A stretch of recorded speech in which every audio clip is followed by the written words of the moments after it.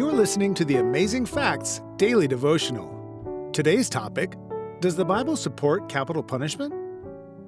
The scriptures don't directly deal with the notion of a secular government's use of capital punishment. While it's clear that God places a high value on human life, you should not murder. Exodus 20:13. In the theocracy of Old Testament Israel, capital punishment was considered a valid punishment for serious violations of the law. Since we don't live in a society directly ruled by God today, we must also consider other factors. In the Sermon on the Mount, Jesus warned that when we seek to pay back another person by violence, such an action which begins in the heart isn't acceptable. Retribution, vengeance, hatred, and malice are not to be motivating factors to correct wrongs. Courts of justice should attempt to rise above the anger of individuals and deal objectively with serious criminal acts. The goal of many countries that practice capital punishment is to protect law-abiding citizens from extremely dangerous individuals. In this way, Romans 13:4 is often quoted by those who favor capital punishment. Here the Apostle Paul addresses the role of secular governments in maintaining order in society, and he goes so far as to say they have a right to bear the sword.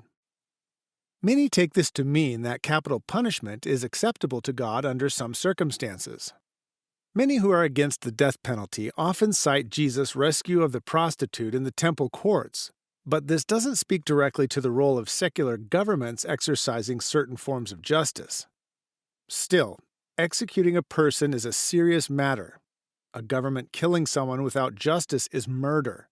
We should be praying for those prosecutors, judges, and jurors considering such sentences. And we should pray for every person given the death sentence to find Jesus. Finally, Christians need to be given room to decide for themselves what they believe about the death penalty, and to kindly allow others to view the matter differently. It's okay to disagree, and one's belief in this area isn't a matter of salvation.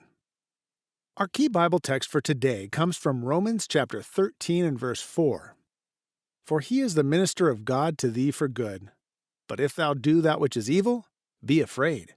For he beareth not the sword in vain, for he is the minister of God, a revenger to execute wrath upon him that doeth evil. Thank you for listening to the Amazing Facts Daily Devotional.